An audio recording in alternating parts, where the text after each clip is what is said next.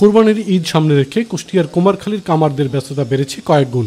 সকাল থেকে গভীর রাত পর্যন্ত চলে লোহা পেটানোর কাজ। কেউ নতুন সরঞ্জাম তৈরি করছেন, কেউ বা পুরনো ধার দিয়ে নিচ্ছেন। গরম লোহা হাতুড়ির আঘাতে রূপ নিচ্ছে ধারালো অস্ত্রে। কয়লার আগুনে পোড়ানো লোহা আর হাতুড়ির ছন্দময় টং টং শব্দ জানান দিচ্ছে ঈদের আগমনী বার্তা। কামারেরা জানান, গেল বছরের তুলনায় এবার লোহার দাম বেড়েছে, ফলে কোরবানির প্রয়োজনীয় সরঞ্জাম তৈরিতে খরচ পড়ছে বেশি। প্রতিটি দায়ের আকার ও প্রকারভেদ 500 থেকে 800 টাকা, ছুরি 150 থেকে 500 টাকা এবং চাপাতি 500 থেকে 1000 টাকায় বিক্রি হচ্ছে। এছাড়াও পুরাতন সরঞ্জাম শান দিতে নেওয়া হচ্ছে 50 থেকে 150 টাকা পর্যন্ত। ওয়ালটন টেলিভিশন মাত্র 25,490 টাকায় পাচ্ছেন গুগল টিভি।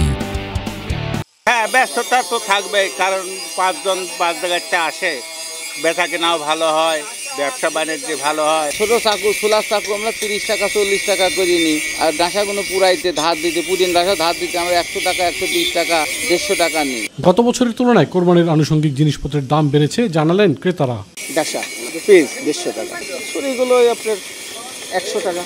গতবার আমরা একটা ডাঁসা 400-450 টাকায় বানাইছি, এবারে 600 টাকা চাচ্ছে, যেহেতু লোহার দাম বেশি। ঈদ যত ঘনিয়ে আসছে কামারপাড়ায় ততই ভিড় বাড়ছে। ক্রেতারা তাদের প্রয়োজন অনুযায়ী দা, বটি, ছুরি, চাপাতি কিনছেন এবং পুরনো সরঞ্জাম শান দিয়ে নিচ্ছেন। কামারদের এই ব্যস্ততা চলবে ঈদের আগের দিন পর্যন্ত। ইলিয়াস কমল, মাই টিভি।